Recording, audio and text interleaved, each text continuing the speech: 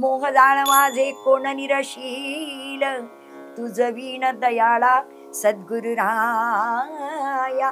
हो तुझ नमो नमो, तुझ नमो नमो, तुझ नमो नमो ओंकार स्वरूपा, तुझ नमो नमो ओंकार स्वरूपा, तुझ नमो नमो ओंकार स्वरूपा. तुकडोजी महाराज आठवतं का, कशाला जातो काशीला रे बाबा, कशाला पंढरी जातो. त्यांच्या बरोबर त्या खंजरीवर इतकं सुंदर ते गायचे ना. कशाला काशीला जातो रे बाबा, कशाला पंढरी जातो. आई बापाच ऐकत नाही, कोंबडी बकरी खातो रे बाबा, कशाला पंढरी जातो. कशाला काशीला जातो रे बाबा, कशाला पंढरी जातो. वयाच्या 16व्या वर्षी अगदी लहान हे जरी मला बाळगुटी मिळाली होती, ते फक्त गाय पुरतं, नाचायचं बागडायचं एवढ्या पुरतं. त्यातलं एवढं तत्वज्ञान नव्हतं मला, आणि ते मिळवण्यासारखं घरातलंही तसं वातावरण नव्हतं. कारण सगळ्यात मोठी होते, मला 9 भावंड होती. त्यातली एक आधीच वारली 3 वर्षाची, आणि बाकीचे आम्ही 9 जण. पण त्यांना सांभाळता सांभाळता जेव्हा मी एक काकेला, एक हाताला, एक पाठीमागे चालत, असे 3-4 भावंड घेऊन मी आईचं घरातलं काम होईपर्यंत बाहेर घेऊन जायची. त्यांची आईच व्हायचात तुम्ही. जसं विठू माझा लेकूरवाळा तसा चंदाताई आमची, असं झालं ते. मला गल्लीत सगळे चिडवायचे, आली लेकूरवाळी. आणि मला नांदायला न ग मला बाई ग, नवरा माझ्या मना जोगा नाही ग, नवरा माझ्या मना जोगा नाही ग, हे नवरा माझ्या मना जोगा नाही ग. चंदा ताई ठाई ठाई घेई नाम हो आवडी, देह उद्धरिला जिने पहा गाऊनी भारुडी. म्हणे एका जनार्दनी किती गाऊ मी भजनी, मुक्ती तिष्ठत अंगणी तुझ्या माऊली जननी. चंदा ताई सांग आता पटदिशी, तूच का ग गेल्या जन्मी होती संत जनाबाई, तूच का ग गेल्या जन्मी होती संत जनाबाई. नमस्कार, मी संदीप चव्हाण आणि आपण पाहताय टॉप न्यूज मराठी. सध्या सर्वत्र शारदीय नवरात्री अर्थात दुर्गेचा जागर सुरू आहे. या दुर्गेची 9 रूप, जिचं पूजन आता घरोघरी होत आहे. शैलपुत्री, ब्रह्मचारिणी, चंद्रघंटा, कुष्मांडा, स्कंदमणा, कात्यायनी, कालरात्री, महागौरी आणि सिद्धिदात्री. या सगळ्यांचा जागर करतानाच या आधुनिक युगातल्या नवदुर्गा देखील विविध क्षेत्रांमध्ये सध्या त्यांच्या कर्तृत्वाचा जागर करतायत. अशा विविध क्षेत्रांमधील, मग ते राजकीय, सामाजिक, सांस्कृतिक आणि त्या जोडीला आध्यात्मिक सुद्धा. आधी आत्म म्हणजे तो आणि मी एकच आहे, हा अंतरात्मा आपल्या आत आहे, याची ओळख जोपर्यंत आपल्याला होणार नाही तोपर्यंत परमात्म्याशी आपण जोडले जाणार नाही, अशी संतांची ही शिकवण. अशाच संतांच्या शिकवणीच्या माध्यमातून आणि त्यांच्याच कृपेनं गेली 40 ते 45 वर्ष केवळ महाराष्ट्र आणि भारत नव्हे, अख्ख्या जगाच्या मनावर गारुड घालणाऱ्या भारुडकार आज आपल्या स्टुडिओत आलेल्या आहेत. एक प्रसंग आहे, जो प्रसंग मी पहिल्यांदा सांगणार आहे आणि मग मी तुम्हाला त्यांच्याकडे नेणार आहे. एका सोलापुरातल्या नगरेश्वर मंदिरामध्ये हरिभक्त परायण धुंडा महाराज देगलूरकर यांचं कीर्तन सुरू होतं. आणि कीर्तन सेवा सुरू असताना एक अभंग, ज्या अभंगावर कीर्तन चालू असताना ऐकण्यासाठी अलोट गर्दी लोटली होती. आणि तो अभंग होता, अणु रेणिया थोकडा तुका आकाशाय भडा. त्याचे पुढचे जे स्वर आहेत ते जसजसे कानावर पडायला लागले तसतसे एक 3.5 हातांचा देह, ज्याच्या शरीरातली सगळी ताकद संपली होती, जगण्याची इच्छा संपली होती, त्याला एक नवचैतन्य निर्माण व्हायला सुरुवात झाली. आणि पुढच्या अभंगातले जे बोल होते ते अतिशय महत्वाचे होते, ज्यात स्पष्टपणे म्हटलं होतं गिळून सांडिले, गिळून सांडिले कलेवर भव भ्रमाचा आकार. पण त्याही पुढच्या ओव्या त्या आणखीन चांगल्या पद्धतीने नवचैतन्य निर्माण करणाऱ्या होत्या. आणि मग मात्र तिथून त्यांचं जे चैतन्य आहे ते जगभरात पोहोचलं गेलं. कारण की त्याच्या पुढची ओवी अत्यंत महत्वाची होती.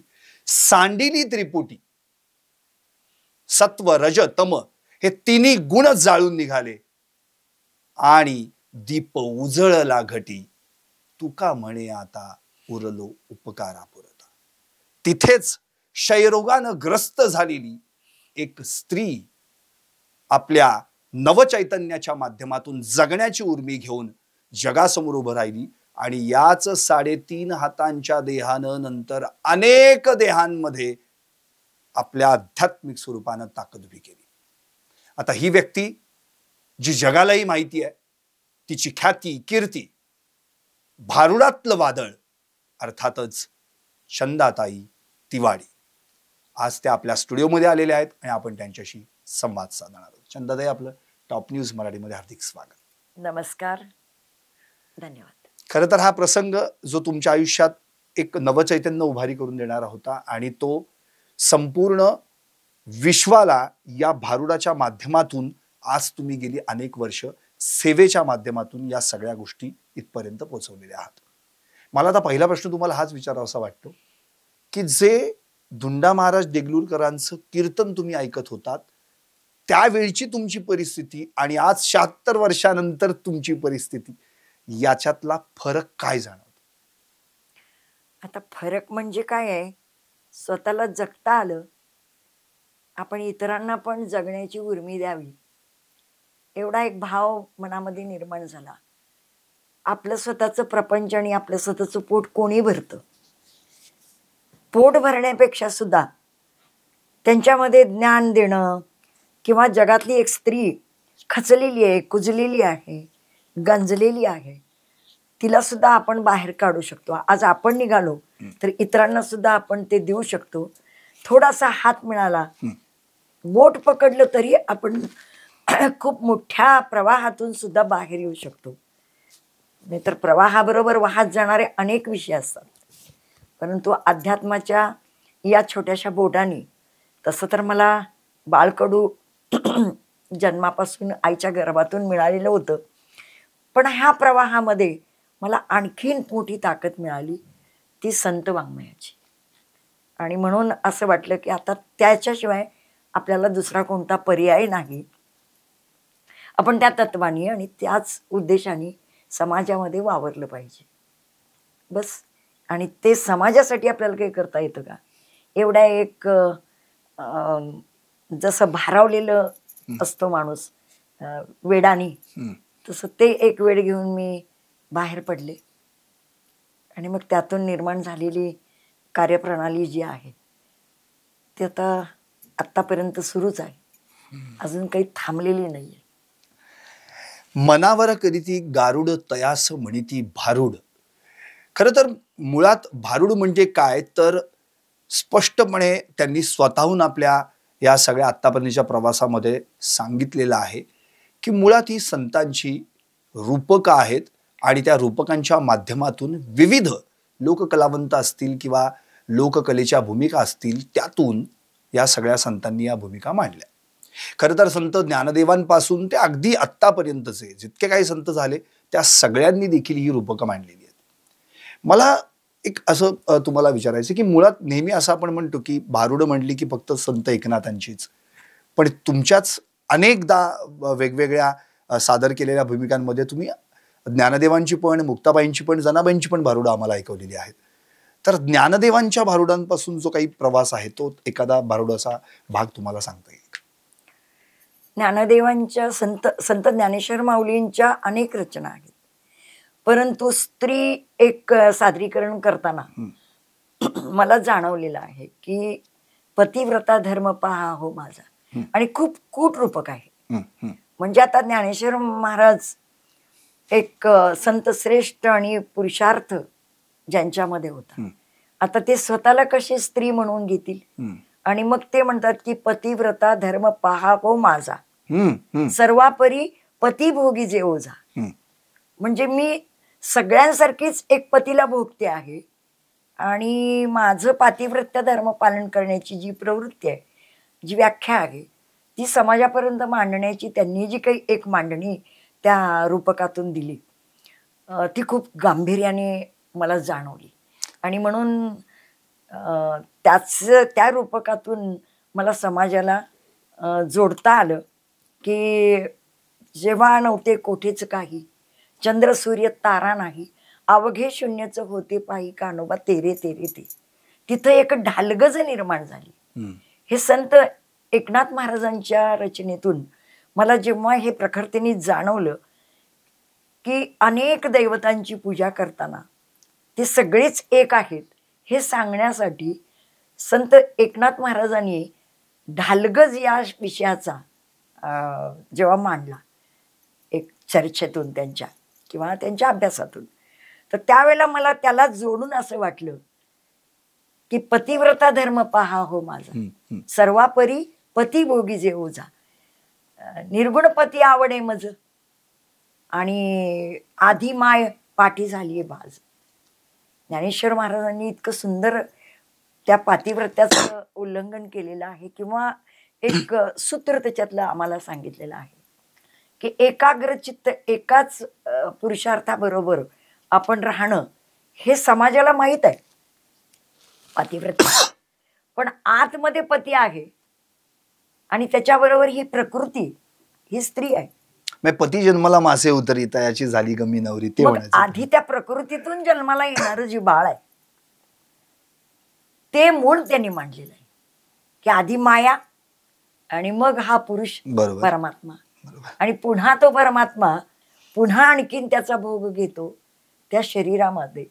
तेव्हा त्याला जे ज्ञान प्राप्त होतं तेव्हा तो पती परमेश्वरापेक्षा सुद्धा उच्च स्थानावरती त्या भक्ताला वाटते.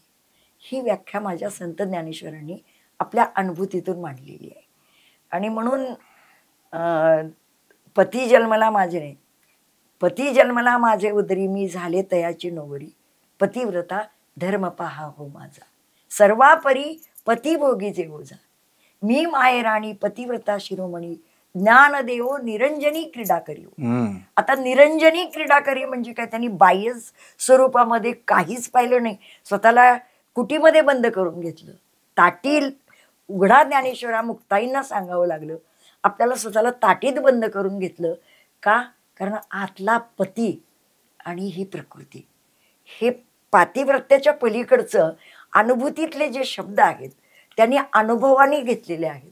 आणि तो अनुभव जर आम्ही सगळ्यांनी प्रकृतीतल्या प्रत्येक पुरुषांनी जर घेतला तर बाबांनो, आम्हाला आत्मपरीक्षण, आत्मपूजा, आत्मस्थिती आणि आत्म्याची सेवा करण्याची संधी कुठं मिळते, ही जर आम्हाला समाजाच्या कार्यामध्ये माहीत पडली तर आपण, तू आणि मी, हे विसरूनच जाऊ.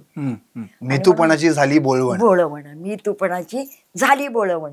तर तेव्हा बोळवण आपोआपच होते आणि मग एकच उरतं तत्व, ते म्हणजे आत्मतत्व. बरोबर. मग त्याच्यातला त्या प्रकृतीतला पुरुष आहे का स्त्री आहे का ते बालक आहे का ते म्हातारा आहे, ते कुत्रा आहे का ते मांजर आहे, पशु आहेत की जनावर आहेत, हे सगळं विसरून तो फक्त त्या जीवाची रक्षा करणं आणि त्या जीवाला सुरक्षित ठेवण्यासाठी जो मार्ग अवलोकता येईल, ज्याचं अवलोकन करता येईल आम्हाला, ते करण्याची भूमिका संतांनी मांडलेली आहे.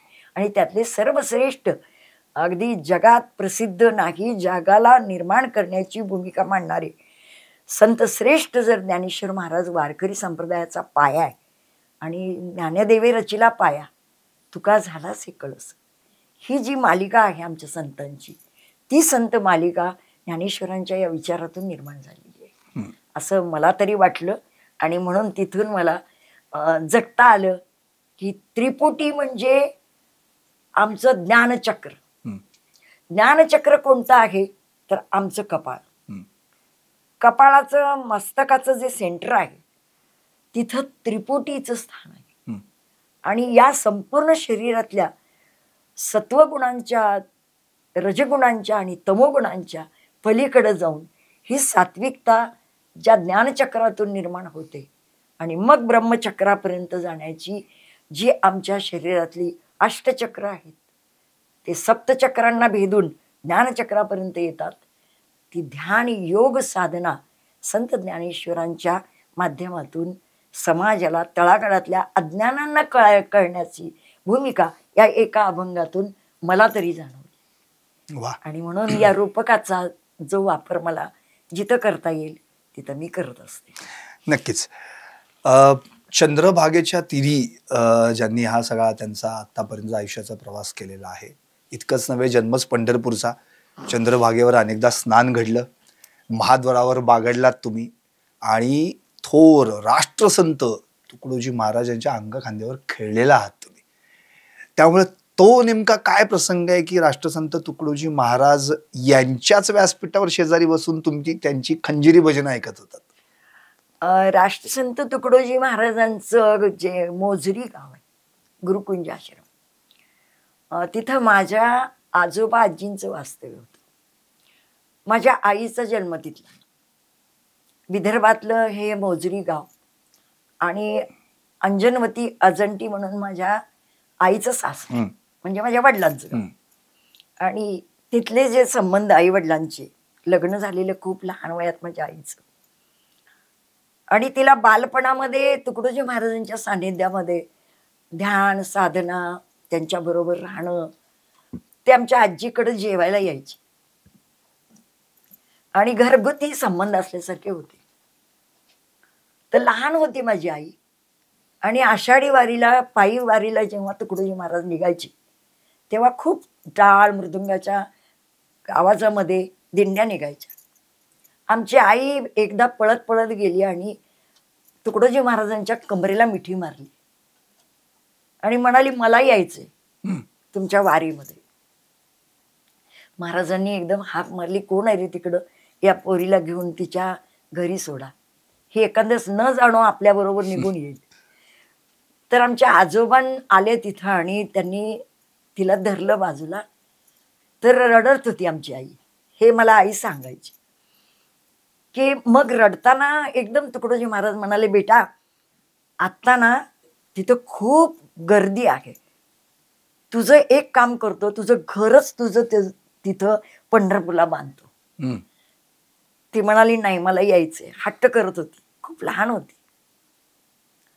तो प्रसंग माझ्या आईने जेव्हा मला सांगितला, तो कधी सांगितला की राष्ट्रसंत तुकडोजी महाराज जेव्हा पंढरपूरला यायचे तेव्हा माझा जन्म तर पंढरपुरातच झालेला. म्हणजे माझ्या आईला असा प्रसंग आला की माझ्या आजोबा आजी, एकच मुलगी होती माझी आई, मुलगा नव्हता, कोणीच नव्हतं. मुलीचं लग्न करून ते निवांत झाले होते आणि कधी नाही ते आपण यात्रेला जाऊया असं त्यांना वाटलं की आपण कुठंच गर्दी गेलो नाही. आणि मग ते यात्रेला निघाले. गरिबी परिस्थिती होती, फार त्यांचे कुठलं आजोबा आमच्या आजींच्या वडिलांची शेती मोजरीमध्ये होती आणि आमच्या पंजोबांना पण 2च मुली होत्या, माझी आजी आणि अजून एक आजी मावशी. त्यामुळं त्यांनाही ती प्रॉपर्टी सांभाळायला कोणी नव्हतं. पण आमचे आजोबा हट्ट केले की चला आपण जाऊया. तर कोल्हापूर, तुळजापूर, पंढरपूर ही यात्रा औंढ्या नागनाथ असा प्रवास करत करत कोल्हापूरवरून ट्रेनमध्ये बसले. छोटी एक ट्रेन त्या काळामध्ये चालायची, मला वाटतं की एक 80 वर्षाचा प्रवास आधीचा आहे. आणि ती सिंगल ट्रेन एकदाच यायची पंढरपुरात आणि त्या ट्रेनमध्ये ते बसले. पैसे संपले होते स्वतःजवळचे. स्टेशनमध्ये पंढरपूरच्या बसले. वाडसरून येणारे एक भोसेकर पंडित त्यांना विचारत होते, कारण आमच्या आजोबांच्या पायामध्ये चांदीची बेडी होती जाड आणि खूप स्ट्रॉंग आणि खूप असे ताकदवर आणि गोरे पान उंच पुरे दिसत होते. त्यांना कळलं की हा माणूस कोणीतरी चांगल्या घरातला आहे आणि त्यांनी त्यांना आग्रह केला की चला मंदिर खूप लांब आहे, तुम्हाला घेऊन जातो. आणि त्यांना घेऊन गेले, आपल्या घरी वास्तव्याला नेलं आणि सांगितलं की आता चंद्रभागेवर तुम्ही आंघोळ वगैरे करून या, तोपर्यंत आमचा प्रसाद होतो, जेवण तुम्ही करा. आमचे आजोबा म्हणाले नाही, आमच्याकडे काही पैसा नाही आहे, आम्ही तुमच्या घरात कसं राहणार आणि जेवण तर मुळीच घेणार नाही. आणि मग त्यानंतर आजोबा आजी आमचे नदीला स्नानाला गेले. विठ्ठलाच्या मंदिरापर्यंत वाळवंटापासून कुठेही चहाचं कपही मिळाला नाही. त्यांच्या डोक्यात आलं की वाळवंटामध्ये आणि पांडुरंगाच्या मंदिरापर्यंत कुठे चहा जर मिळत नसेल तर एक चांगला आपल्याला व्यवसाय इथं करता येईल. म्हणजे आपण एक महिनाभर जर इथं चहा विकला तरी आपल्याला जायपुरते पैसे होतील. दर्शन केलं आणि त्या पंडितांच्या भोसेकरांच्या घरी गेले आणि मग त्यांच्याशी चर्चा केली की ठीक आहे, मी आज जेवलो पण उद्यापासून मला काहीतरी काम करायचंय. त्यांच्या घरातलीच एक लोखंडाची शिगडी घेतली, त्यांच्या चुलीतले लाकडाचे कोळशे निखारा ठेवला, त्यांचीच केटली घेतली, समोरच गवळ्याचं घर होतं, दूध आणलं, चहापत्ती आणली. ते सुद्धा पैसे त्या काळामध्ये 10 रुपये त्या पंडिताकडून उसने घेतले आणि ते केटली आणि ती शिगडी घेऊन नदी वाळवंटाला गेले आणि चहा विकायला सुरुवात केली. 4 कब्बशा त्यांच्याच एका बादलीत लोखंडाच्या ठेवल्या आणि चहाचा व्यवसाय सुरू केला. त्याच्यातून मिळालेले त्यांचे जे पैसे होते ते परत त्यांना दिले. पण 8 दिवस चुरमुरे खाऊन आजोबा आजी माझे तिथं राहिले. त्या व्यवसायातून वाळवंटातल्या कोळी समाजाला इतका आपुलकीपणा निर्माण झाला की जागेवरती आपण, कारण त्या काळामध्ये कोपीच असायच्या वाळवंटामध्ये आणि त्या वाळवंटातल्या कोपीमध्ये त्यांचा उदरनिर्वाह चालायचा. नावा चालवायच्या आणि लोकांना इकडून तिकडून न्यायचं. त्या काळामध्ये धरण वगैरे काही नव्हतं, नदीला सारखं पाणी असायचं. चंद्रभागेला ही भीमा नदी अगदी दुथडी व्हायची. वाळवंटातच त्या काळामध्ये खरबुजं, कलंगडे, काकड्या ह्याचं पीक व्हायचं. त्यांचा आपला नावाचा व्यवसाय, पूजेचं साहित्य विकायचं, चंद्रभागेला ते सगळं विकायचं. जागा सोडली की पुन्हा सामान जाईल कुठंतरी, चोऱ्या होतील आणि म्हणून तिथं बसल्या बसल्या त्यांना तो चहा मिळायचा. त्यांना इतका आनंद झाला आणि त्या कोळी समाजाने आमच्या आजोबांना एक कोप घालून दिली आणि मग त्या कोपीमध्ये आमच्या आजोबांनी 3 दगडाची चूल करून तिथं चहा उकळायला सुरुवात केली आणि मग तिथून एक रूम घेतली त्याच पंडितांच्या आधाराने आणि तिथं त्यांचा वास्तव्य वाढलं. म्हणजे त्रिगुणाची मुस केली, ज्ञानाग्नीने चेतवली असं म्हणायचं का?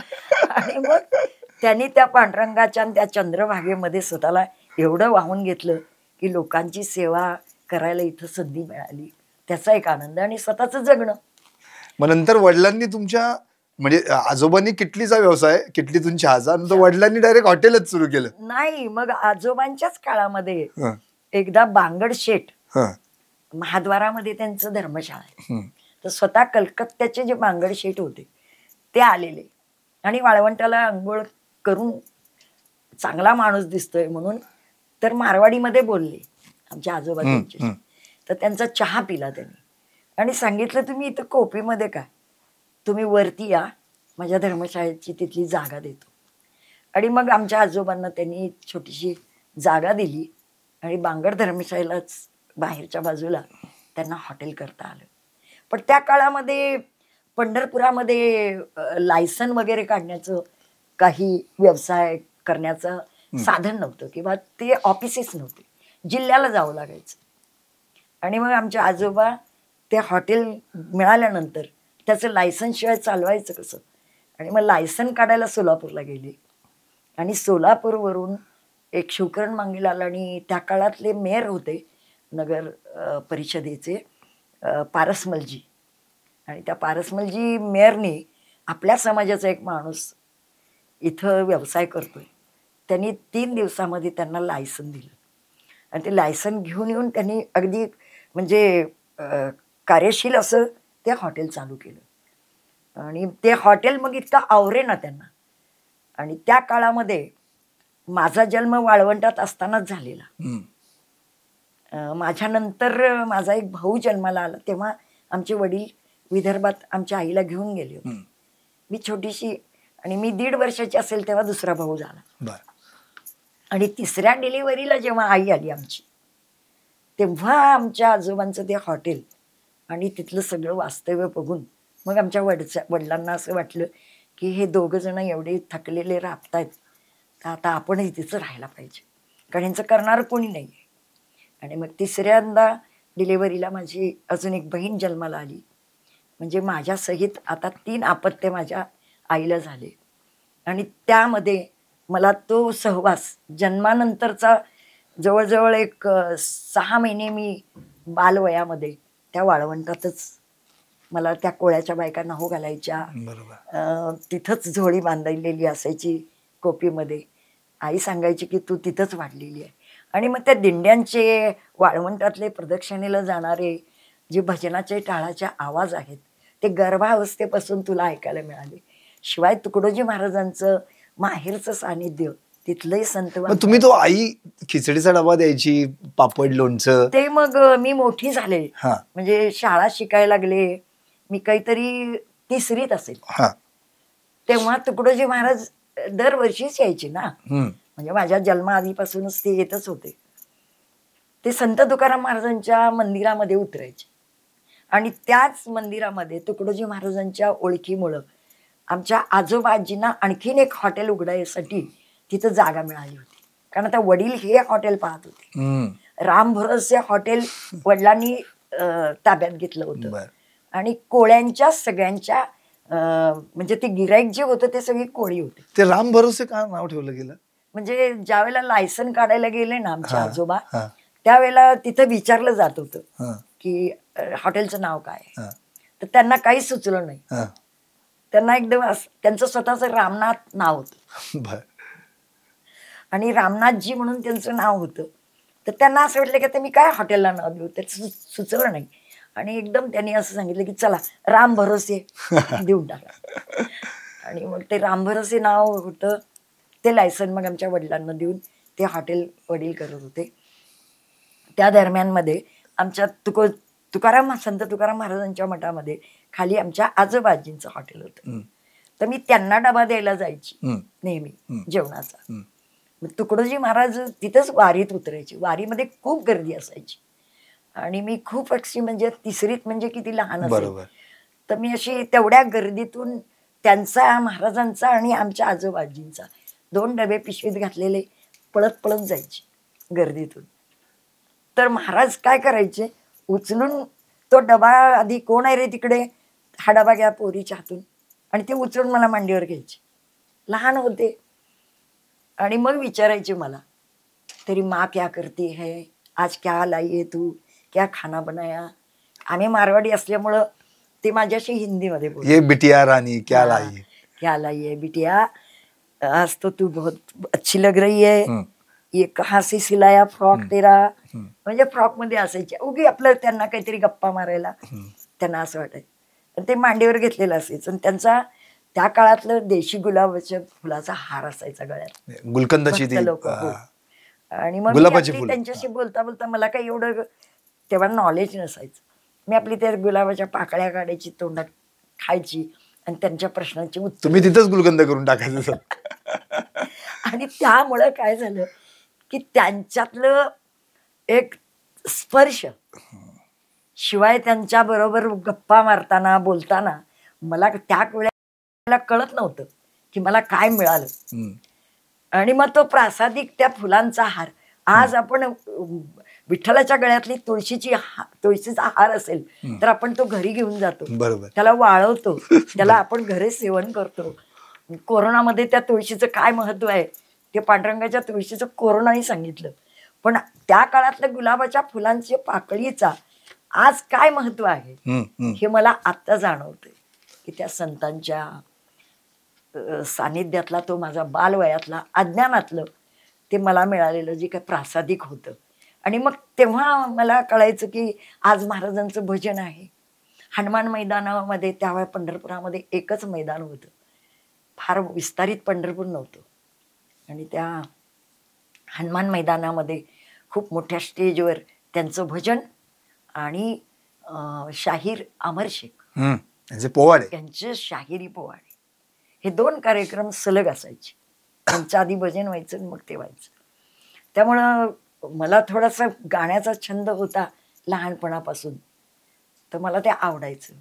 मी जाऊन बसायचे. मग त्यांचं एखादं भजन तुकडोजी महाराजांचं आठवतं का? कशाला जातो काशीला रे बाबा, कशाला पंढरी जातो, आई वडिलांचं ऐकत नाही, कोंबडी बकरी खातो. ते तर आहेच आहे, सगळ्यांना प्रसिद्ध आहे. पण त्यांचं आणखीन एक मोहक भजन, मनी नाही. मनमोहन येणार मंदिरी, मनमोहन येणार, मनमोहन येणार मंदिरी, मनमोहन येणार.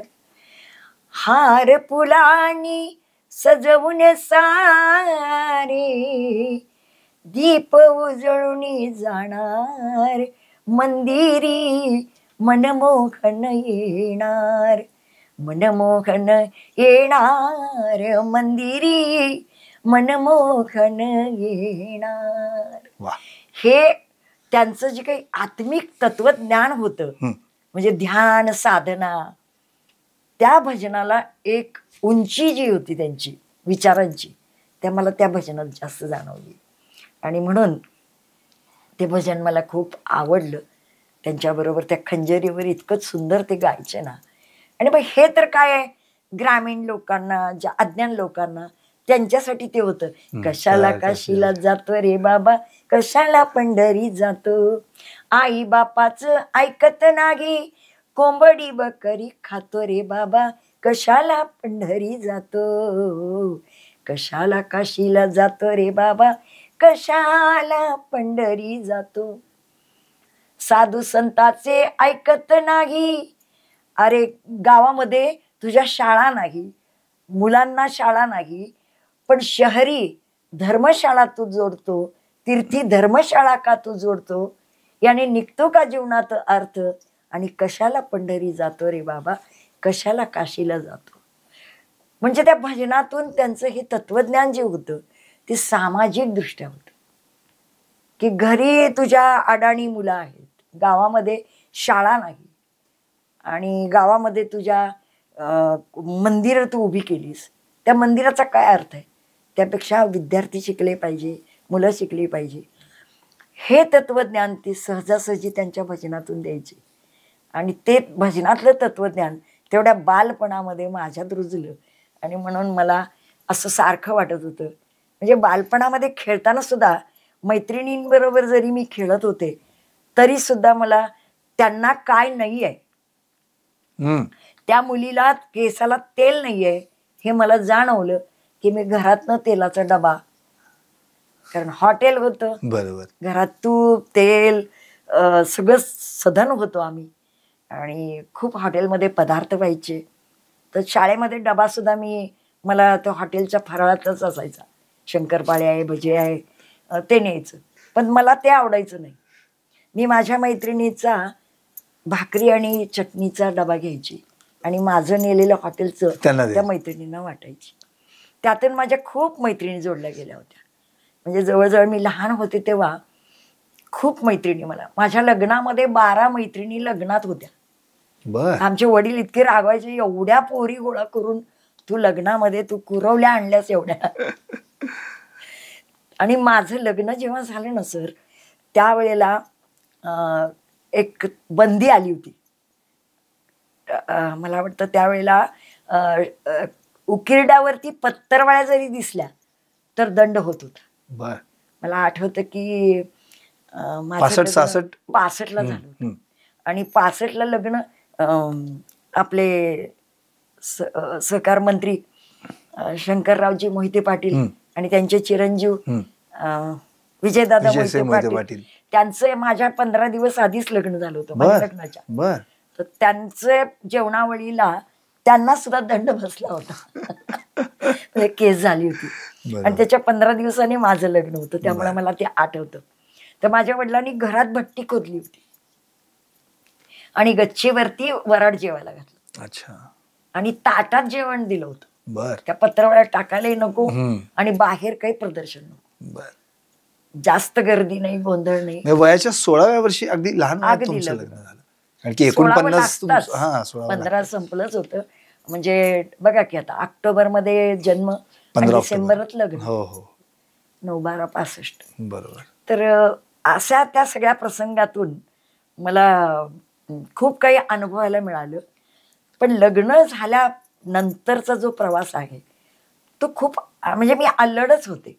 हे जरी मला बाळगुटी मिळाली होती ते फक्त गायपुरतं, नाचायचं, बागडायचं एवढ्यापुरतं.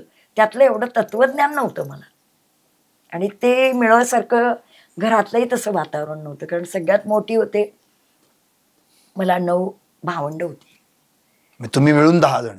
हो. त्यातली एक आधीच वारली 3 वर्षाची. आणि बाकीचे आम्ही 9 जण अगदी सुरक्षित. सगळ्यांचे वैवाहिक जीवन वगैरे, शिक्षण वगैरे. पण त्यांना सांभाळता सांभाळता जेव्हा मी एक काकेला, एक हाताला, एक पाठीमागे चालत असे 3-4 भावंड घेऊन मी आईचं घरातलं काम होईपर्यंत बाहेर घेऊन जायची. त्यांची आईच व्हायचात तुम्ही?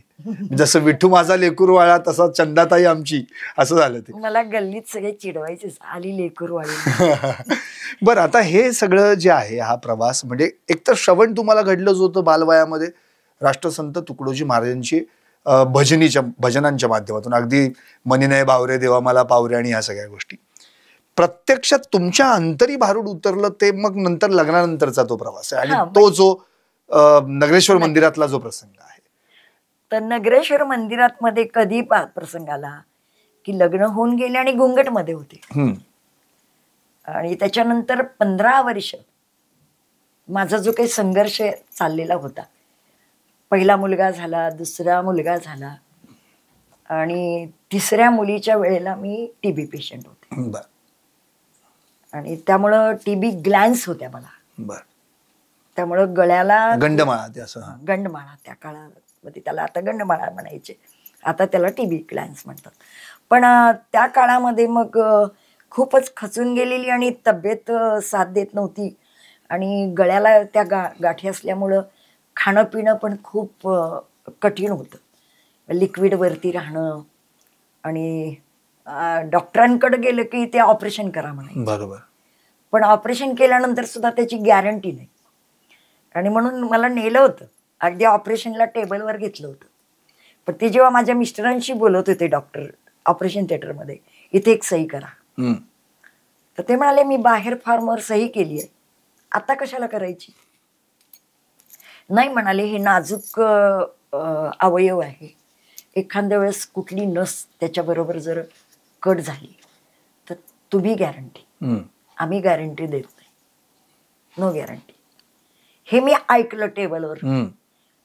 त्यांचं दोघांचं बोलणं चाललं होतं. मी हळूच टणकन उडी मारली आणि घरी गेली. डॉक्टर खूप चिडले यांना की हे काय म्हणले, पेशंट कुठे गेला पळून. आधी त्यांना म्हटलं वॉशरूमला वगैरे गेले, असं शोधलं, दवाखान्यात सापडले नाही. मी घरी आलेली. घरी आल्यावर हे खूप चिडले मला, माझे मिस्टर. मी म्हणलं अहो मरायचंच आहे तर मग त्यांच्या हातनं कशाला मरायचे एवढे मोठे पैसे देऊन. जेव्हा केव्हा मला मरण येईल तेव्हा मरून, तोपर्यंत मी तुम्हाला सगळ्यांना जड आहे का? तुम्ही कुणी येऊ नका माझ्याकडं, पण मला आहे तोपर्यंत जगू द्या. आणि त्या पिरियडमध्ये मला ज्या एका रूममध्ये ठेवलं होतं त्याची खिडकी खूप छोटीशी अशी बारी होती आणि ती भिंत होती नगरेश्वर मंदिराची. अच्छा. आणि त्या नगरेश्वर मंदिरामध्ये अधिक महिन्याचा कीर्तन सोहळा चालू होता आणि त्यामध्ये 2-3 कीर्तनं मी 2 दिवस ऐकत होते.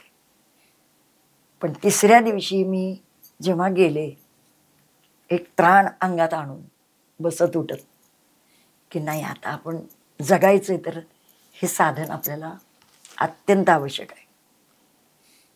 आणि म्हणून 2 दिवस त्या टाळाचा, मृदुंगाचा आवाज मला एकदम ते पंढरपूर विठ्ठल मंदिर, माझं बालपण सगळं आठवलं.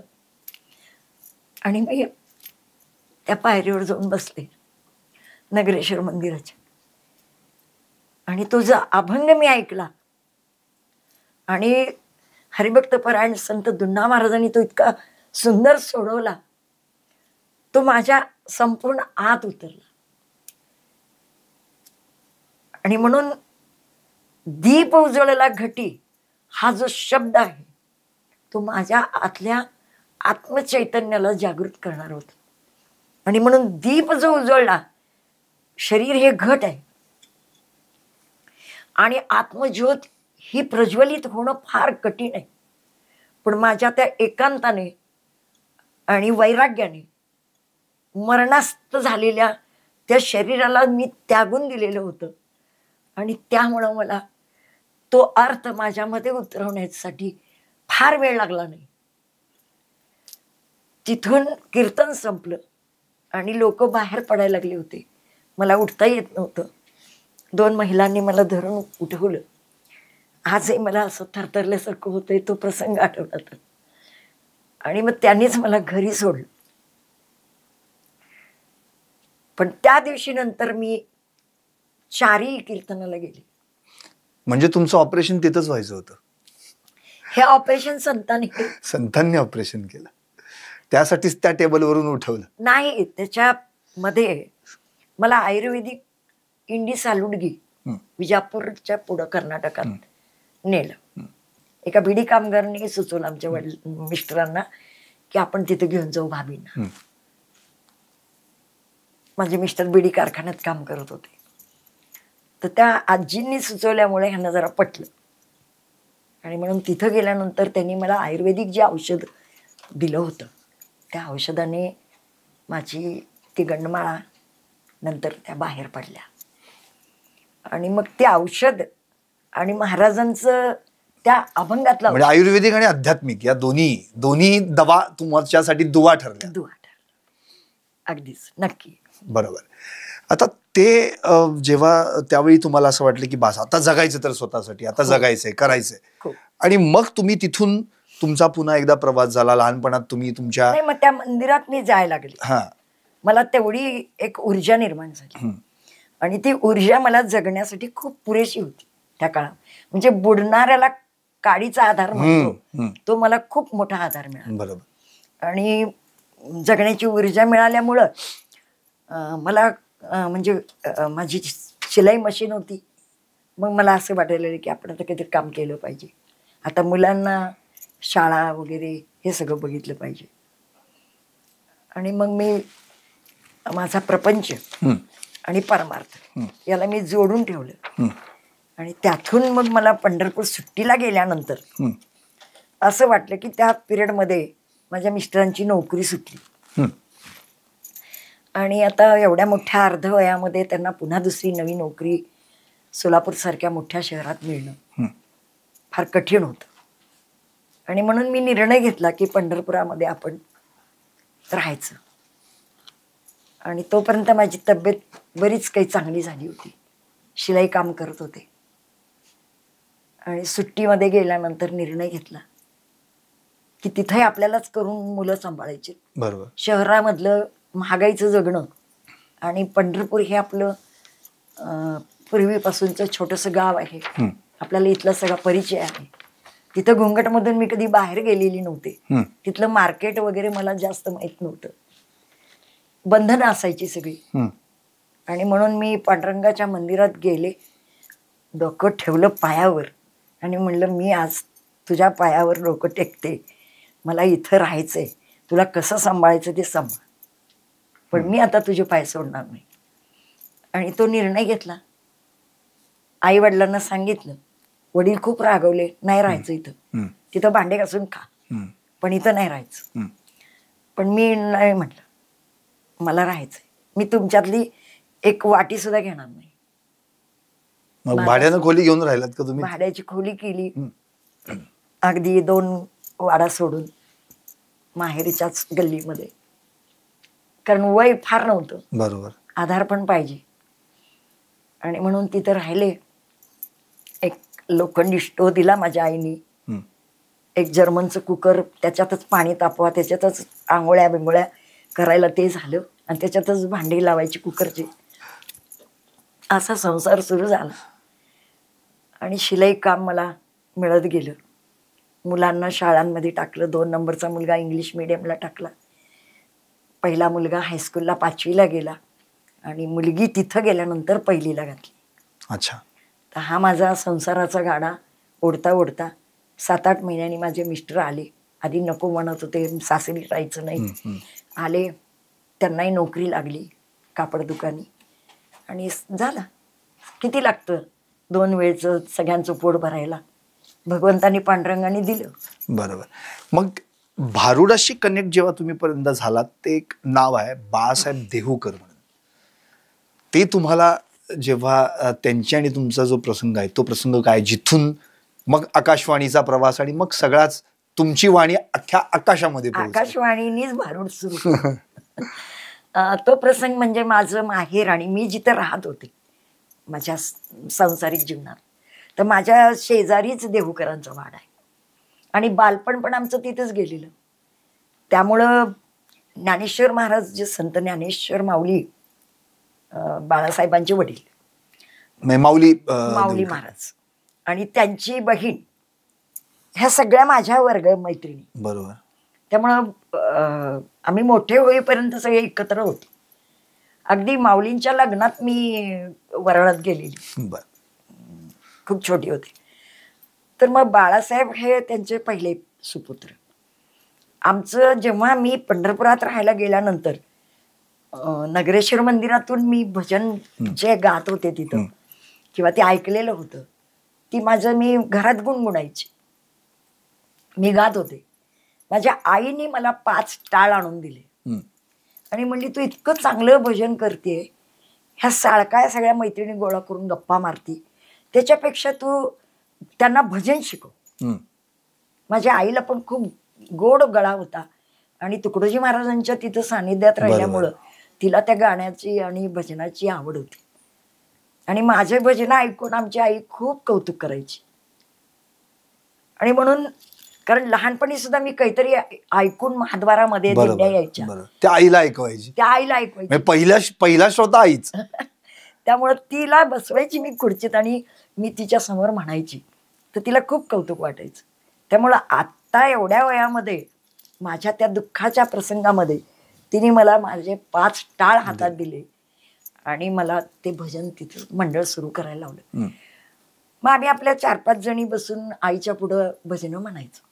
कुठलं एकविरा? त्याला नाव नंतर दिलं. अच्छा. नवरात्र होता असंच. अच्छा. आणि या नवदुर्गेच्या दर्शनाला जेव्हा आम्ही जायचं, ते एकविरा मंदिर होतं. बर. म्हणून तर तिथं आमचं ठरलं की आज अष्टमी आहे आणि आज आपण तिथं भजन सुरू करायचं.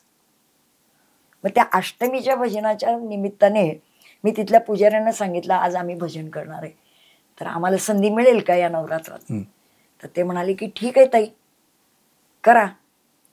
काय नाव लिहू फळ्यावर? मी प्रदक्षिणा करत देवीला म्हणलं, आता काय करू बाई, लिहा म्हणलं एकविरा महिला भजनी मंडळ. ते लिहिलं त्यांनी आणि तेच नाव पडलं आणि आम्ही त्या दिवशी भजन केलं पहिल्यांदा. मग तिथून जे एक तेव्हा भजनच करत होतो आम्ही, भारूड बिरूड काही नाही. त्याच्यानंतर सगळीकडे गल्लीत वगैरे गावामध्ये महाद्वारामध्ये खूप सगळ्यांनी कौतुक केलं की मारवाड्याच्या पोरींचं भजन इतकं छान झालं एकविराच्या मंदिरामध्ये. आणि मग आम्हाला मंदिरामध्ये सुद्धा संधी मिळाली, रुक्मिणी मंदिरामध्ये. मग रुक्मिणी मंदिरात पण आम्ही भजन केलं. तो प्रसंग मला खूप सांगावासा वाटतो. रुक्मिणीच्या मंदिरामध्ये भजन झालं आणि मी जोगवा गायले. नगर जिल्ह्यामध्ये शिर्डीच्या बाजूला रुई गाव आहे, तिथले वारकरी लोक दर्शनासाठी खूप मोठी ग्रुपने आलेले होते. ते सगळे थांबले होते तिथं आणि ते जोगवा मी मागताना त्यांनी माझ्या याच्यामध्ये एक 100ची नोट टाकली त्या काळामध्ये. तर मी इतकी रागाने ती नोट काढून त्यांना परत केली आणि म्हणलं, जोगव्यात टाकायचंय तर तुम्ही असे पैसे टाकायचे नाही, कारण हा जोगवा पैशासाठी नाही आहे.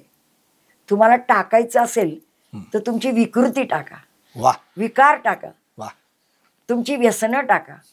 माझ्या माऊल्यांनो, मिसरीची पुडी टाका, दादा बीडीचं बंडल टाका, तंबाखूची पुडी टाका.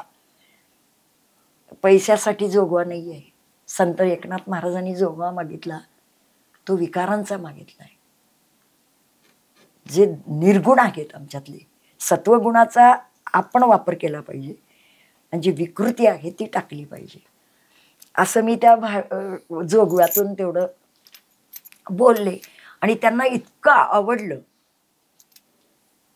त्यानंतर जेव्हा मी भजन गात होते घरी, तेव्हा बाळासाहेब यायचे. आम्हाला छोटे होते ते, पकवाज वाजवायला.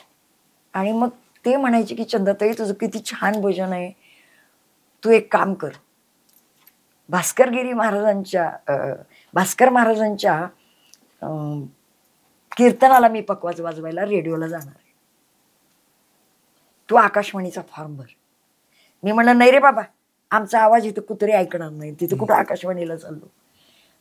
तर त्यांनी तिथून आल्यानंतर फॉर्म घेऊन आले आणि त्या महाराजांनी माझ्या फॉर्मवर सही घेतली, त्यांनीच भरला तो फॉर्म आणि ते कीर्तनाला जाताना तिथं त्यांनी सबमिट केला. अच्छा, म्हणजे मग ती सोलापुरात मग ती चाचणी परीक्षा तुमची? चाचणी परीक्षा सोलापुरात आली. पण वडिलांना मी खूप घाबरत होते. हे सगळा जो काही आमचा भजनाचा वगैरे होतं ना, हे सगळं चोरून होतं. बरोबर. त्यांना आवडत नव्हतं कुठे गेलेलं, बरोबर, वाजवायला कोण येतंय, पुरुषांच्या संपर्कात नाही, अजून तू फार मॅच्युअर नाही आहे. आमची आई देवाला गेलेली आवडत नव्हती आमच्या वडिलांना, त्यामुळं धाक होता. मग ते पत्र आलं ना आकाशवाणीचं, तर आमच्या वडिलांच्याच हॉटेलचा पत्त्यावर आलं, कारण आम्हाला घराचा पत्ता नव्हताच. भाड्याची घरं म्हटलं कुठं बदल, वडिलांच्या हातात पडलं ते वडिलांच्या हातात पडलं. आणि वडिलांनी मला बोलवून घेतलं आणि हे काय म्हणले, म्हटलं काही नाही, सोलापूरला जायचंय. कशाने जाणार काय? मी म्हटलं काही नाही, एसटीने जाणार. कोण कोण आहे सगळी चौकशी केली, वाजवायला कोण आहे, गाण्याला कोण कोण नेणार, हे इतका धाक होता. ठीक आहे म्हणले, आपली गाडी घेऊन जा. मॅटेडोर होती त्यावेळेला आमच्या वडिलांची, गाडी दिली. आम्ही आकाशवाणी पुणे केंद्राला चाचणीसाठी म्हणून, मला वाटतं त्यावेळेला कुठलंही आपलं ते थिएटर नाट्यगृह सोलापूरचं जिल्हा परिषदेच्या जवळच आहे, तर तिथं चाचणी होती. फार काही एवढं ज्ञान नव्हतं. तिथं गायलं? तिथं एक अभंग, एक गवळण आणि एक भारूड बसूनच, विदाऊट हार्मोनियम असते चाचणी, रिदम फक्त असतं. तर मी तिथं एक संत तुकाराम महाराजांचा अभंग गायले, एक गवळण गायली नाथांची, आणि नांदायला नग मला बाई ग, नवरा माझ्या मनाजोगा नाही ग, असं एक भारूड, जे दादला नको ग बाई, त्याला जराशी 2 शब्द ओळी लावून आणि ती चाल वेगळी भजन टाईप गायले. मग सिलेक्शन काय झालं? सिलेक्शन तिथं मला कळलं नाही, पण जे डायरेक्टर होते मनोहर सपाटे,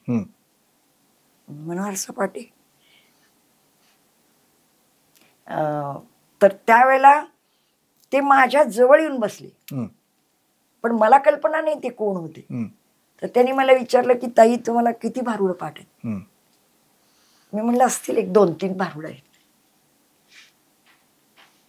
आणि जर का म्हणाले तुम्हाला ह्या आकाशवाणीने बोलवलं तर मग काय करणार तुम्ही? तर मी म्हणलं गाथा असतो, संत मालिकेमधून मी शोधून पाठ करीन आणि म्हणेन.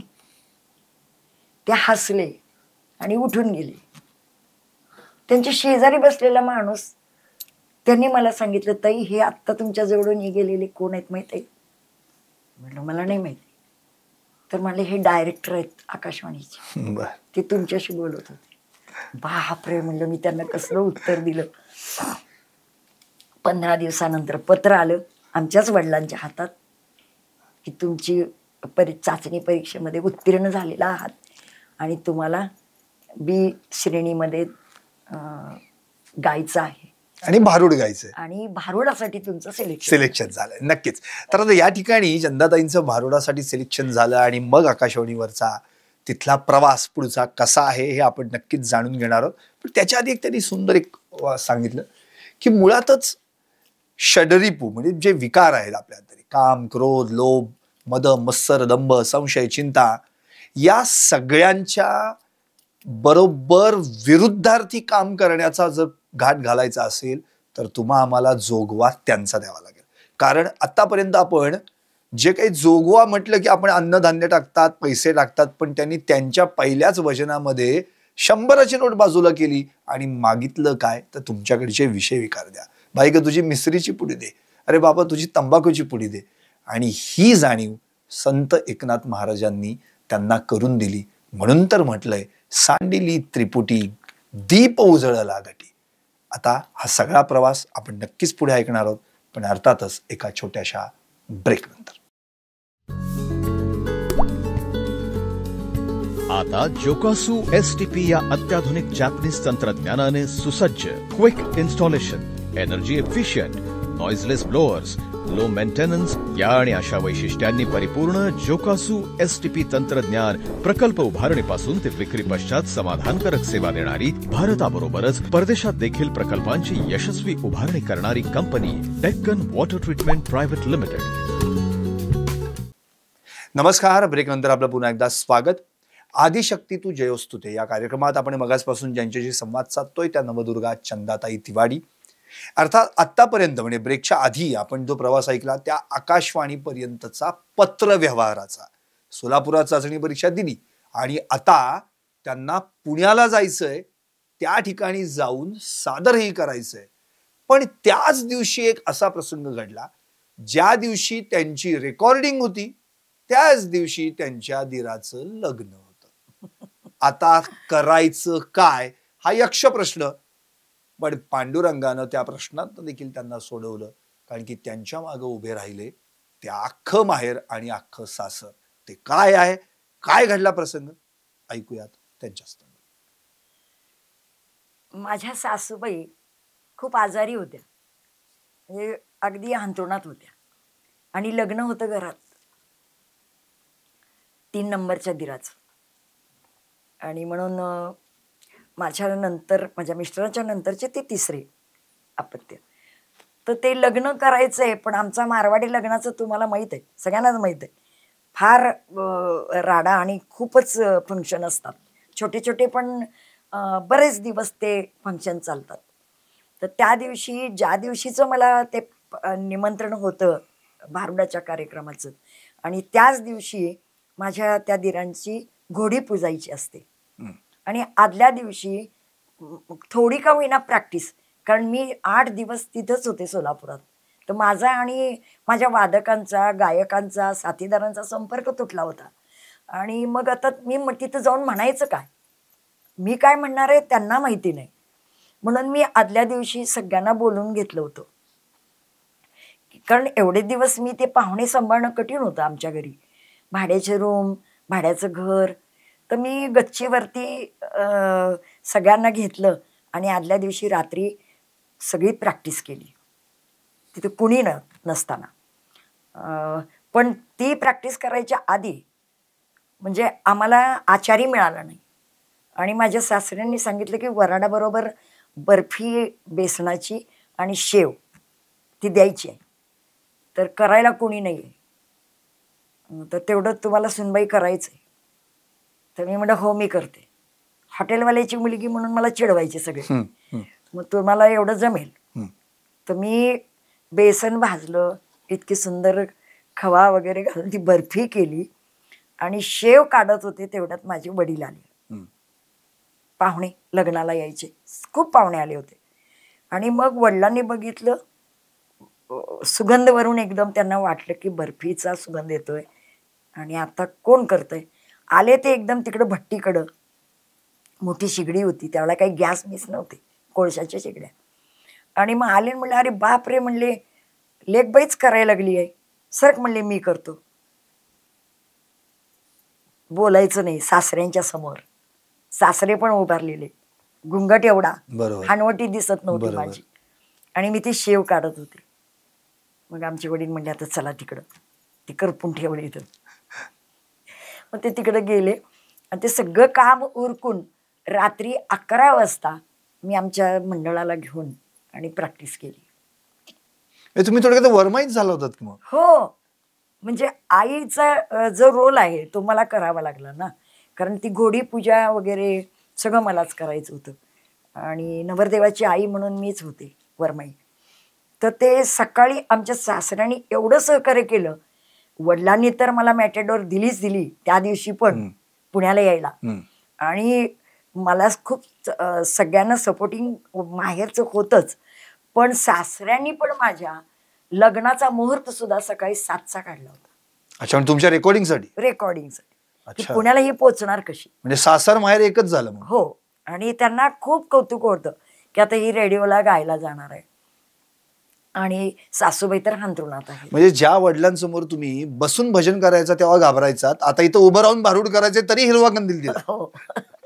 आणि सासऱ्यांनी पण माझं घुंगट मध्ये एकदा उभं राहून भारूड ऐकलं होतं. बर. त्याच्यानंतर बर बर. मग तुम्ही आलात आळंदी ना? नाही, मग तो घोडी पूजेचा वगैरे प्रसंग झाला. खूप ते आमचे मारवाडी दागिने बिगिने सात शृंगार सगळं भरभर काढलं, त्यांच्या पुढे नेऊन ठेवलं सासऱ्यांच्या. तोपर्यंत माझ्या सासऱ्यांनी बर्फी, शेव, पुऱ्या, भाजी सगळं दुरड्या भरून मॅटेडोर मध्ये पोहोचवलं. तुमच्यासाठी जेवणा नाश्त्याची सोय? कुठं थांबायला नको तुम्हाला, गाडीतच खावा, वेळ घालवू नका. कारण ती मेटेडोर येऊन पुन्हा रात्री वराड न्यायचं होतं आणि दुसऱ्या दिवशी लग्न होतं. बरोबर. आणि नवरदेव वगैरे सकाळच्या गाडीने निघाले होते. आळंदीलाच लग्न होतं आणि त्यामुळं खूप धावपळ होती. तर त्या प्रसंगामध्ये मी आकाशवाणीला अशीच तुमच्याकडे आज स्टुडिओत कशी पोहोचले तशी तिथं 12 वाजता पोहोचले. आणि ताबडतोब मनोहरजींनी नियोजन केलं आणि मी त्यावेळेला जे काही भारूड गायले, वरमाईची भारूडकार झाली. आणि त्यावेळेला जे भारूड मी गायले ते भारूड मला आयुष्यात विसरणार नाही. कुठलं भारूड होतं आणि ते जरा गाऊन ते मी चाचणीमध्ये जे गायले होते तेच भारूड मला त्यांनी तिथं गायला लावलं होतं. मला नांदायला नग मला बाई ग, आणि मला नांदायला नग मला बाई ग, नवरा माझ्या मना जोगा नाही ग, नवरा माझ्या मना जोगा नाही ग, हे नवरा माझ्या मना जोगा नाही ग. फाटकच लुगड तुटकीच चोळी, अहो राहायला धड घर नाही आणि लुगड्याची बात करतोय. बाबा त्याचं काय काय म्हणून कौतुक सांगू. अहो ही 5 खणाची खोली, आत बसून मामी खाताय पोळी. पण ही 5 खणाची खोली आम्हाला कधी कळते घर कोणतं आहे, दार कुठं आहे. अहो राहायला घर नाही, मोडकच छप्पर तोडकच दार, तिथं देवाला देव घरे नाही ग. अहो तिथं देवाला देव घरे नाही ग, ए नवरा माझ्या मना जोगा नाही ग, नवरा माझ्या मना जोगा नाही ग, मला नांदायला नग मला बाई ग, नवरा माझ्या मना जोगा नाही ग, नवरा माझ्या मना जोगा नाही ग. आणि फाटकच लुगड तुटकीच चोळी, त्याला शिवायला दोरा नाही ग. आता ह्याला कसं शिवायचं, कारण जो देह आहे ही भगवंताने दिलेली चोळी, चोळा आमचं शरीर. आता हे एकदा जर का ऍक्सिडेंट झाला, टाके मारतील, ऑपरेशन करतील, 18 ऑपरेशन या बॉडीची होतील. पण एकदा का वरच्या डॉक्टरची कात्री बसली तर खालचा डॉक्टर काय बोंबड्या मारणार आहे. आय एम सॉरी म्हणेल, घेऊन जावा घरी, कारण त्याच्यामध्ये काहीच राहिलेलं नसतं. आणि म्हणून या देहाला शिवतालो, पण आत्म्याला कशाने बांधून ठेवतात. आणि म्हणून माझे संत एकनाथ महाराज सांगतात, हे फाटकच लुगड तुटकीच चोळी, याला शिवायला दोरा नाही ग, ए नवरा माझ्या मना जोगा नाही ग, नवरा माझ्या मना जोगा नाही ग, ए नवरा माझ्या मना जोगा नाही ग. आणि कोंड्याची भाकर आंबाड्याची भाजी, कोंड्याची भाकर आंबाड्याची भाजी, वर तेलाची धारच नाही ग. खायला कोंडा आणि झोपेला दोंडा. वारीमध्ये चालतो तेव्हा वारकऱ्यांना बघताना तुम्ही, काय असतं त्यांच्याकडं. पण एकदा थकला माणूस, कष्टकरी शेतकरी वारकरी धोंडा दगडाला डोक्याला लावला की शांत झोप येते. कुठे गोळी? झोपेच्या गोळ्या आता खाव्या लागतात बाबांनो, तेव्हा काही नसतं. म्हणून कोंड्याची भाकर, आंबाड्याची भाजी, वर तेलाची धारच नाही ग. हे नवरा माझ्या मना जोगा नाही ग, नवरा माझ्या मना जोगा नाही ग, हे नवरा माझ्या मना जोगा नाही ग. आणि मोडकीचं बास त्याला तुटकीचं निवार. अहो मोडकीचं बास त्याला तुटकीचं निवार, तिथं नरम बिछाना नाही ग, नवरा माझ्या मना जोगा नाही ग, नवरा माझ्या मना जोगा नाही ग. आणि हे सगळं सांगताना माझे संत एकनाथ महाराज आम्हाला शेवटी सांगतायत की हा देह एका जनार्दनी समरस झाले, एका जनार्दनी समरस झाले, पर तो रस जेथे नाही ग. मग कोणता रस? उसाचा का लिंबाचा? अहो सगळ्या फळांचे ज्यूस निघतील हो, पण भक्ती रस हा आम्हाला कुठेही मिळत नाही. तो मिळतो संतांच्या सानिध्यामध्ये. आणि म्हणून समरसता जर आम्हाला करायची असेल तर संत वाङ्मयामध्ये, संत साहित्यामध्ये, संतांच्या समागमामध्ये आम्हाला करता यावी. म्हणून आपण वारकरी संप्रदायामध्ये आणि नवे नवे जपी तपी साधक सुद्धा आज आमच्याकडे चातुर्मास करतात. राजस्थानचे, पंजाबचे, गुजरातचे अनेक संत 4-4 महिने पंढरपुरात राहतात वारकरी संतांचा अभ्यास करण्यासाठी. बाबांनो, कारण एकमेव माझा पांडुरंग असा एक दैवत आज आमच्या या पृथ्वीवरती आहे की ज्याच्या पायावरती आम्ही आमचं मस्तक टेकून नमस्कार करू शकतो. असं जगात कुठलंही मंदिर नाही, तीर्थक्षेत्र नाही की आम्ही मंदिरात जाऊन त्या भगवंताच्या पायावर डोकं ठेवू शकतो. इतका साधा सोपा आमचा वारकऱ्यांचा हा देव माझ्या नाथांनी तळागळापर्यंत पोहोचवलाय. म्हणून एका जनार्दनी समरस झाले, पर तो रस अहो भक्ती रस जेथे नाही ग, तो देह काही कामाचा नाही ग, तो दादला काही कामाचा नाही ग, तो नवरा माझ्या मना जोगा नाही ग. वा, खूपच छान. आता आपण जो भारुडाचा प्रकार ऐकला, अर्थात आपण त्याला जे आपण 3 प्रकार म्हणतो, भजनी, सोंगी, बोली, आणि त्यांनी जे आता सादर केलं चंदाताईंनी, हे पाहता खरं म्हणजे या आकाशवाणीत म्हणजे दोन्ही ठिकाणी सोलापूर असेल किंवा पुणे त्यांनी तेच भारुड सादर केलं. पण नंतर मात्र जो प्रसंग त्यांच्या आयुष्यात आला तो कलाटणी देणारा ठरला. कारण की यावेळी त्यांना सापडले ते त्यांचे गुरु, ज्यांनी भारुडामध्ये PhD केली होती, ज्यांचं नाव आहे हरिभक्तपरायण नारायणराव बडवे. आणि मग मात्र त्यांनी या भारुडच्या सगळ्या भूमिका कळून घेण्यासाठी स्वतःला असं काही झोकून दिलं की अगदी वारी दिंड्यातल्या सुद्धा वेगवेगळ्या महाराजांना 20व्याच्या ठिकाणी गाठायचं आणि मला हा भारुडाचा अर्थ समजून सांग असं म्हणून त्यांच्या मागे लागायचं. असं करत करत नारायण बडवे असतील, त्यांच्यासोबतच हरिभक्तपरायण ज्ञानेश्वर महाराज गायकवाड असतील, काशीनाथ बाबा खेडलेकर असतील, पांडुरंग बाबा मुखेकर असतील, आणि हरिभक्तपरायण ज्यांना आपण रामायणकार म्हणायचो रामराव बुवा धोक असतील, या सगळ्यांनी चंदाताईंना घडवलं. आणि मग मात्र त्यांनी जो प्रवास सुरू केला, भारुडाला उभ्या राहिल्या आणि त्यांची सुरुवातच होते मग ओम नमो. आणि ती जी ओम नमो जे बोलतात ना, ते मात्र आपण त्यांच्या मुखातून ऐकायला पाहिजे. काय आहे आणि कशी सुरुवात आहे? ओम नमो ज्ञानेश्वरा, ओम नमो ज्ञानेश्वरा, ओम नमो ज्ञानेश्वरा, ओम नमो ज्ञानेश्वरा, ओम नमो ज्ञानेश्वरा, ओम नमो ज्ञानेश्वरा. अहो निवृत्ती उदारा सोपान देवा, निवृत्ती उदारा सोपान देवा. मुक्ताबाई नमो त्रिभुवन पावनी, मुक्ताबाई नमो त्रिभुवन पावनी आदत्रय जननी देवाची. नमो ज्ञानेश्वरा ओम नमो ज्ञानेश्वरा ओम नमो ज्ञानेश्वरा ओम नमो ज्ञानेश्वरा नमो ज्ञानेश्वरा ओम नमो ज्ञानेश्वरा. अहो निवृत्ती उदारा सोपान देवा मुक्ताबाई नमो त्रिभुवन पावनी अदत्रय जननी देवाची.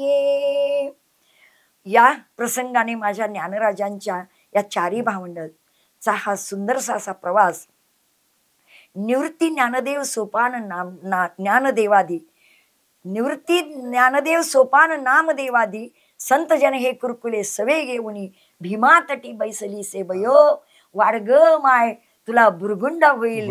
अशा बुरगुंडापर्यंत मला या भारुडाने नेलं आणि त्या भारुडातून सुद्धा माझ्या ओंकार स्वरूप गणेश आणि नाथ महाराजांच्या एक प्रसंगातून तो गणाबरोबरच मी जेव्हा हे नमो ज्ञानेश्वरा घेते तेव्हा तोही प्रसंग मला त्या ठिकाणी बोलावं असं वाटतं की जे ज्ञानेश्वर महाराजांच्या सानिध्यातून जो नमो आद्या नमोजी आद्या वेद प्रतिपाद्या जय जय सुसमेद्या आत्मरूपा देवा तूच गणेशू सकल मती प्रकाशू म्हणे निवृत्तीदासू औदार्यजी. तर तसाच प्रसंग माझ्या नाथांचा आहे. तो म्हणजे मी नेहमी म्हणत असते ओंकार स्वरूपात तुझं नमो नमो ओंकार स्वरूपा तुझं नमो नमो ओंकार स्वरूपा तुझं नमो नमो ओंकार स्वरूपा. ओंकार स्वरूपा सद्गुरु समर्था अनाथाच्या नाथा तुझं नमो. नमो माय बापा गुरु कृपानना तोडिया बंधना माया मोहा मोह जाण माझे कोण निरशील तुझ वीण दयाळा सद्गुरु राया. हो तुझ नमो नमो तुझ नमो नमो तुझ नमो नमो ओंकार स्वरूपा तुझ नमो नमो ओंकार स्वरूपा तुझ नमो नमो ओंकार स्वरूपा. अहो सद्गुरु राया माझा आनंद सागरू आणि त्रैलोक्य आधारू गुरुराव गुरुराव स्वामी असे स्वयं प्रकाश आणि ज्या पुढे उदास चंद्र रवी. अहो रवी शशी अग्नी नेणती ज्या रूपा स्वप्रकाश रूपा नेणे वेद. हो तुझा नमो नमो तुझा नमो नमो हो तुझा नमो नमो ओंकार स्वरूपा तुझा नमो नमो ओंकार स्वरूपा तुझा नमो नमो ओंकार स्वरूपा. पर एका जनार्दनी गुरु परब्रह्म एका जनार्दनी गुरु परब्रह्म आणि तयांचे परिणाम सदामुखी. एका जनार्दनी गुरु परब्रह्म आणि तयांचे परिणाम सदामुखी. हो तुझा नमो नमो तुझा नमो नमो हो तुझा नमो नमो ओंकार स्वरूपा तुझा नमो नमो ओंकार स्वरूपा तुझा नमो नमो ओंकार स्वरूपा तुझा नमो नमो ओंकार स्वरूपा. वा 150 विषयांवर 350 अभंग म्हणजेच भारुड ग्रुपातून एकनाथ महाराजांनी रचली. त्यातली अनेक भारुड स्वतः चंदाताई समाज प्रबोधनासाठी देखील त्यांचा उपयोग करतात आणि सर्वसामान्यांपर्यंत ती माहिती पोहोचवतात. त्यांच्या आतली विषय विकारांची जळमट नाहीशी करण्याचा प्रयत्न करतात. एकनाथांची अशी अनेक भारुड आहेत ज्यातली अगदी मोजकीच भारुड मी फक्त त्या ठिकाणी म्हणतोय. अशी अनेक भारुड ज्यांचा अभ्यास आजही जगातले अनेक संशोधक करत आहेत. त्यामध्ये सत्वर पावग मला भवानी आई रोडगा वाहीन तुला विंचू चावला नाथाच्या घरची उलटी खूण पाण्याला मोठी लागली तहान मी आलो रायाचा होरा ऐका दादांनो तिथून पुढं बरं होईल भक्ती सुखे दोंद वाढेल फेरा 84चा चुकेल धन मोकासी एडका मदन तो केवळ 55. हा एडका नावाचं जे भारूड आहे, हे भारूड जर्मनीचे डॉक्युमेंटरी करण्यासाठी या ठिकाणी आलेले प्रसिद्ध अभ्यासक कोंतालविस म्हणून त्यांच्या त्या डॉक्युमेंटरीमध्ये स्वतः चंदाताईंनी एडका हे भारूड गायलेलं आहे, जे आज तुम्ही कधी युट्यूबवर जाऊन तुम्ही ते पाहू शकता, ती वारीची डॉक्युमेंटरी पाहू शकता. जोहार मायबाप जोहार हे देखील अतिशय सुंदरपणे चंदाताई सादर करतात. अर्थात यासोबतच मग नरसिंह महाराजांचं असेल आम्ही वारीक वारीक करू, हजामत बारीक, किंवा संत ज्ञानदेवांचं अतिशय सुंदर ते म्हणजे काट्याच्या आणीवर वसले 3 गावं 2 ओसाड 1 वसेची ना. आता ही सगळी भारूड ऐकायची असतील तर तुम्हाला चंदाताईंनाच ऐकावं लागेल. त्यामुळे ह्याच्यातलं फक्त एकच भारूड त्यांच्या आवडीचं मी आता सादर करायला लावणार आहे आणि मग मी शेवटाकडे वळणार आहे. चंदाताई, हा सगळा प्रवास तुमचा अगदी संत महात्म्य, संतांची भारूड, या सगळ्या प्रवासामध्ये जितकी तुम्ही भारूड गायलीत त्यातलं तुमचं अत्यंत आवडीचं बुरगुंडा असेल आणखी कुठलीही त्यातलं एखादं भारूड तुम्ही आमच्या प्रेक्षकांसाठी सादर करा. निर्गुण निराकार दादा माहुर माझे गाव, शकून सांगावयाले यमाई माझे नाव. हा शकून सांगणारी पण ढालगजबाई कोण आहे माहित आहे? आव जेव्हा नव्हते कोठेच गागी, चंद्र सूर्य तारा नागी, अवघे शून्यच होते पायी कानोबा तेरे ते रे ते. आणि त्या तिथ एक आहोत्या, आणि त्या आहोत्या तिथ एक ढालगज निर्माण झाली, ओ तिथ एक ढालगज निर्माण झाली, ओ तिथ एक ढालगज निर्माण झाली, ओ तिथ एक ढालगज निर्माण झाली गो. अहो तिने पहा एवढी ख्याती केली, तिने पहा एवढी ख्याती केली, इंद्रादिकास म्हणे भाऊली, अमरपुरी तिची घरकुली, कानोबा तेरे ते रे ते. तिथं एक ढालगज निर्माण झाली, तिने पहा एवढी ख्याती केली, पण ती ढालगज निर्माण झाली. ती मूळची ब्रह्मकुमारी, अहो ती मूळची कर्णकुमारी, तिचा बाप तो ब्रह्मचारी, तो जन्मला तीच उदरी. तिने तिचा बाप तो ब्रह्मचारी, तो जन्मला तीच उदरी, ऐसे नवल पाहता परी कानोबा तेरे ते रे ते. आणि त्या तिथ एक आहोत्या, आणि त्या तिथ एक ढालगज निर्माण झाली, ओ तिथ एक ढालगज निर्माण झाली, ओ तिथ एक ढालगज निर्माण झाली. अहो तिने पहा एवढी ख्याती केली, तिचा बाप तो ब्रह्मचारी, तो जन्मला तिचे उदरी, ऐसे नवल पाहता परी कानोबा तेरे तेरे ते. पण तिने बापची नवरा केला, कोण वाईट म्हणे या बोला, अवघे तिच्याच बोलाने चाला, तरी कैवल्य सुकला बे तुम्हाला. पर तो तेशी शिवला नाही, वांज गर्भीण झाली पायी, व्याली 5-25 पोरे तिही, ऐसे नवल पाहता परी कानोबा तेरे तेरे ते. अहो ही ऐसी व्याली सकळ सृष्टी, न पडता भ्रताराची दृष्टी, ऐसी व्याली सकळ सृष्टी, न पडता भ्रताराची दृष्टी, एका जनार्दनी विचारा गोष्टी, या सद्गुरूच्या मुखी कानोबा तेरे ते रे ते. आणि त्या तिथ एक नाही राव, अहो त्या तिथ एक, आणि ह्या हित एक. आमच्या सृष्टीवरती आत्ता आम्हाला या कलियुगाच्या सानिध्यात जाताना या सतयुगातून परत आम्हाला दाखवणारं चित्र जर कुठं असेल तर तो माझा स्वयं पांडुरंग आहे बाबांनो. आणि म्हणून ती ढालगत झालेली स्वयं आदिमाया आदिशक्ती नारायणी जिच्या पायामध्ये एकत्र आलेली आहेत, ती ढालगत झालेली माझी विठाई आज नवरात्रामध्ये तिचंही नवरात्र होतं. आणि म्हणून माझे नाथ महाराज तिचंच गुणगान गात आहेत की तिथं एक, आहो त्या तिथं एक, नाही नाही या पृथ्वीवर आजही ढालगज निर्माण झाली, ओ तिथं एक ढालगज निर्माण झाली, ओ तिथं एक ढालगज निर्माण झाली, आणि गुबू गुबू गुबू गुबू गुबू गुबू गुबू गुबू ढालगज निर्माण झाली, ओ तिथं एक ढालगज निर्माण झाली, ओ तिथं एक ढालगज निर्माण झाली.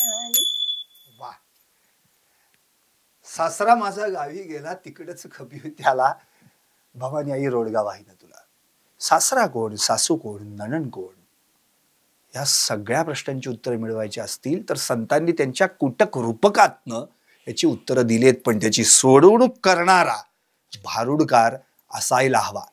यापूर्वी देखील आपण लक्ष्मीताई गिराम असतील, गंगूबाई जाधव असतील यांची भारुड ऐकली. स्वातंत्र्यपूर्व काळात तर आपण राधाबाई सीताबाई आरोटे या दोघी बहिणी पुरुषाच्या वेशात येऊन त्यावेळी भारुड सादर करायच्या आणि आलोट गर्दी व्हायची.